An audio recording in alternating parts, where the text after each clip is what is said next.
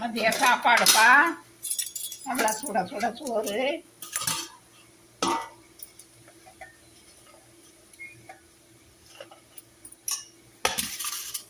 சுட சுட சோறு, தயிர், முருங்கைக்கீரை பொரிச்ச குழம்புப்பா.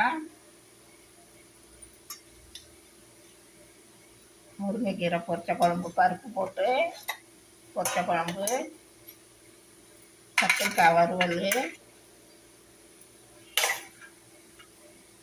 சொரக்காய் கூட்டுப்பா.